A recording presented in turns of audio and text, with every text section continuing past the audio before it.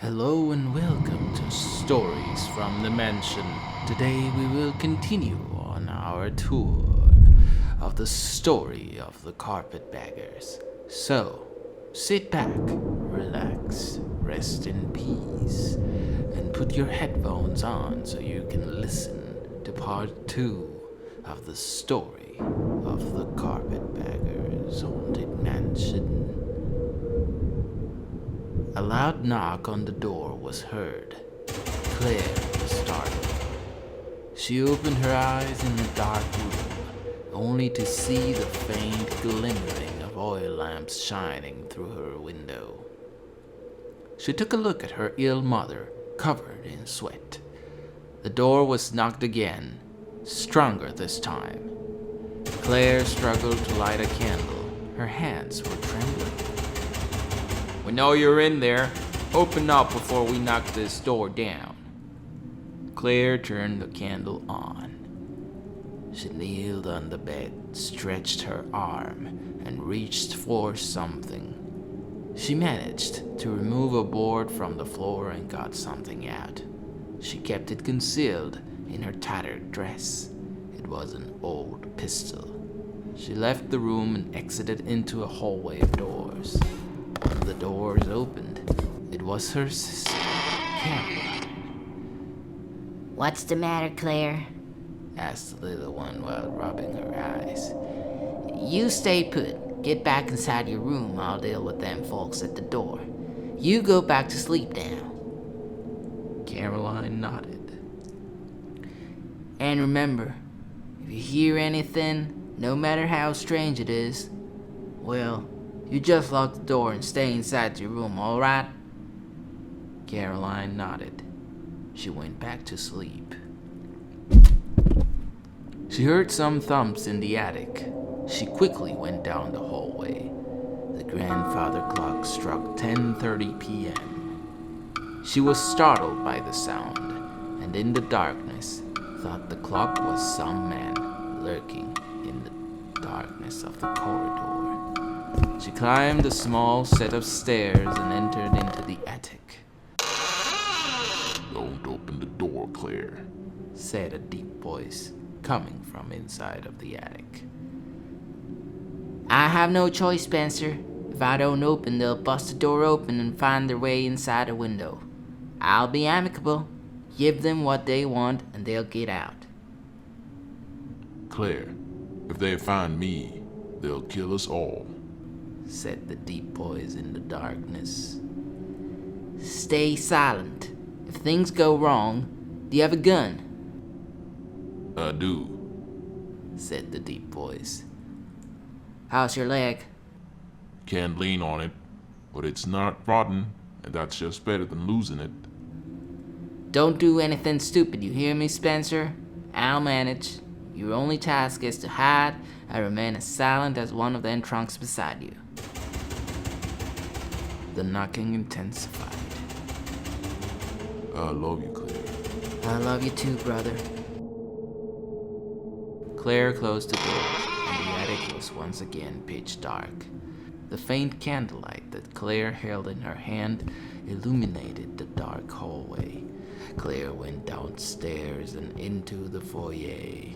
The door was knocked again. "Coming! I'm coming, gentlemen! Quit knocking!" Claire straightened her tattered dress and kept her hand close to her hip, where she kept the gun inside a holster she concealed inside her clothes. She opened the door. 4 Union soldiers stood outside. "To what do I owe the pleasure of your late visit, gentlemen?" The soldiers remained silent, and one of them spat. "We're looking for Lieutenant Spencer Beauregard. Is he here?" Claire remained silent. "Are you alone, Missy?" "Why, of course not." The rain started falling outside the old house. "Then he's here, Lieutenant Spencer?" asked the soldier. "And why would he be here?" responded Claire. "Are you Claire Beauregard?" asked the soldier. "Why, yes, of course. Pleased to make your acquaintance." And you are? Lieutenant Ambrose Harper from the 57th Regiment of the Indiana Infantry. Well, Lieutenant, there's no one here but my mother and my sister. We haven't heard anything of my dear brother for a long time. We suspect he, Claire started weeping.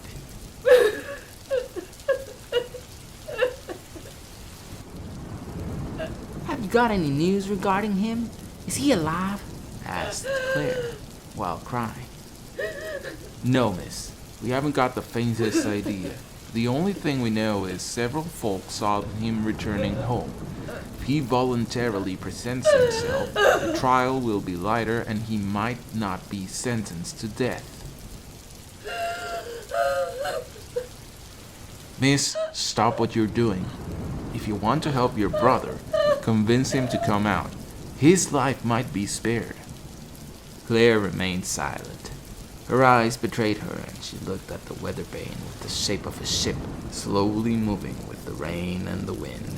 She then placed her eyes at the attic window, then looked at the lieutenant. He looked at her, knowing what she was hiding. If he's not here, could you at least let us have something to eat to continue our search elsewhere? Asked the lieutenant. We've got no food here. We've been starving since all the servants left. They took everything with them. Come on, Ambrose, let's search the mansion and get out of here. It's raining, cried another soldier. Ambrose stormed into the mansion, followed by other soldiers. They climbed the stairs and started searching all the rooms in the corridor of doorways. A thump was heard in the attic. Then a man screamed. The man climbed there. Claire followed them. One of the soldiers opened the attic door. A loud gunshot was heard. The other man rushed up the stairs to find the dead soldier. The room was dark except for the light that came through the open attic door. Ambrose started yelling, "Come out, Spencer, and we will not harm your family." The floor creaked at the end of the dark attic. Ambrose sent one soldier to the corner of the room to search for Spencer. Ambrose lit an oil lamp and walked in the opposite direction. Ambrose heard someone breathing inside a big trunk. He pointed his gun and violently opened the trunk. There was nothing of importance in it, but some documents. But one of the documents on the top had the sketch of a bearded man and said, "Wanted." The floor creaked close to him. He pointed his gun and lamp. He heard a faint breath coming from behind an attic wall. "Spencer, you best come out now. The longer you hide, the stronger the punishment will be." Ambrose knocked on the wall. It wasn't hollow. He heard the breath elsewhere, within the same wall. He kept knocking until he found a hollow spot. He knocked again. The breath was faint. He got his ear close to the wall. Someone knocked back from within. Ambrose startled. He saw a thin crack in the wallpaper. He turned around to see if his men were there. One of them was deep within the attic, with still no signs of Spencer being there. Ambrose leaned towards the crack in the wallpaper and peeked with one eye. In the darkness, he spotted the silhouette of a decayed woman with sunken eyes. Someone knocked from within the wall again.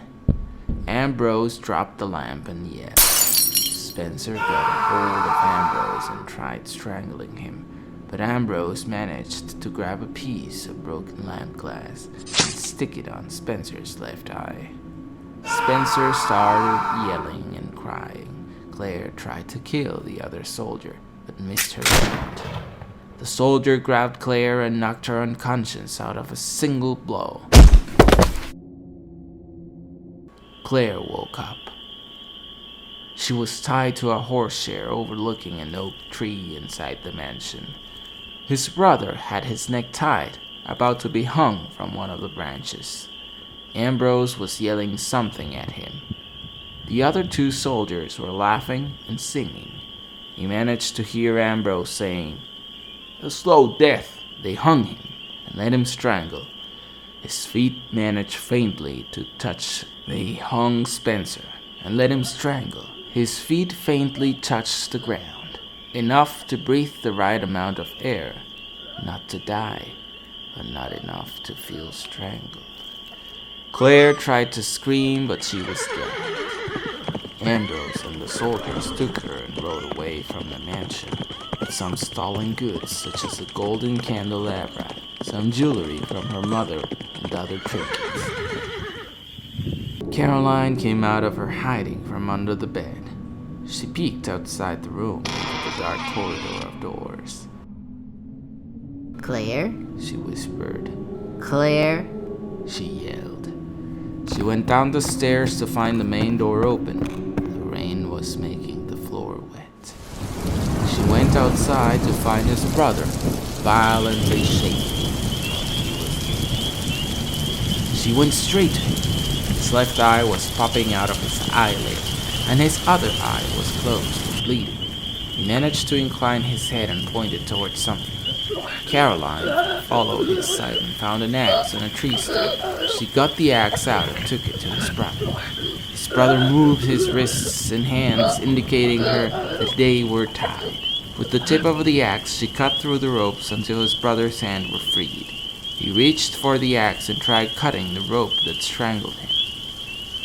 When he did, his neck was all red and his face looked like he was about to die, but he kept trying until he cut the rope loose. He fell into the mud, coughed and breathed, then coughed again. Caroline was scared of her brother.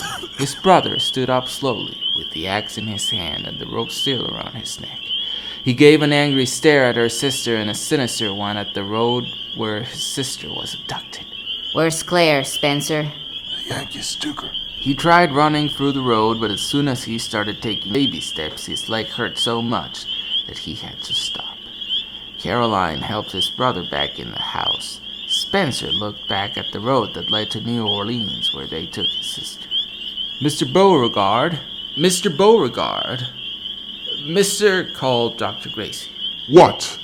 Responded an angry Spencer Beauregard. Dr. Gracie noticed the anger and remained silent. Beauregard noticed little Master Gracie, scared, hidden behind his father. Mr. Beauregard changed his tone. I'm sorry, I was thinking of a nightmare I had. He responded. Never mind. Is your friend the coachman always this late? Mr. Beauregard blinked his only eye as he was still coming out of the anger from his old memories. He ain't a coachman. He used to be a hatter until he lost his shop during the war. Oh, that's unfortunate, replied Dr. Gracie. Not as unfortunate as his skin disease. I see you noticed it when you first saw him and that day you arrived, replied Spencer Beauregard. He noticed Master Gracie looking at his injured eye. Down here in the South, it is rude to stare at someone's physical mishappenings. Master Gracie got scared and hid behind his dad. If you're implying he's looking at your eye, Well, isn't he? replied an angry Beauregard, still looking at little Master Gracie. The carriage arrived. Dr. Gracie and his kids got in. Dr. Gracie stared back at the mansion as they left. The French maid came out of the house and walked towards Beauregard. He stared at them as he picked an axe from the stump close to the dead oak tree by the entrance. Beauregard went back to the maid. I spoke to Claire. Whispered the maid. What the hell happened? Why are those carpetbaggers living here? Demanded Beauregard. They outbid Claire. It's our goddamn house. We grew here, Caroline. The house of our mama, our papa, and all of the Beauregards ever since. Calm down. Claire's got a plan for these carpetbaggers. They'll be leaving soon. Meanwhile, we'll play our part. Screw those carpetbaggers. replied an angry Beauregard. Caroline held his brother's arm. I mean it. Play your part. Be nice. We can't let them fire us. Otherwise, we'd be ruining the plan. Beauregard smiled. Do you think they're buying you ain't related to me? That you're from France? Beauregard laughed. They're too distracted with their problems. And the little kid is too sensitive to ghosts. How do you know that? He confided me so. What, are you a carpetbagger yourself now, sis? I'm not, but I'm playing my part. I'm listening. I'm becoming their friend. That way, I make sure the house returns to us. Stop being fools, Spencer. They got us into the problem in the first place. Spencer spat. Bring some firewood. I'm to prepare dinner for the doctor and his family. This is the end of the second part of the Carpetbaggers story. If you'd like for part 3 to come out, please let me know in the comment section. Thank you for the subscribers that have joined our family. And remember to keep subscribing if you like the content. And wait for more and expect more of this content in the future. That has been all for now. Rest in peace, and I'll see you all a little later.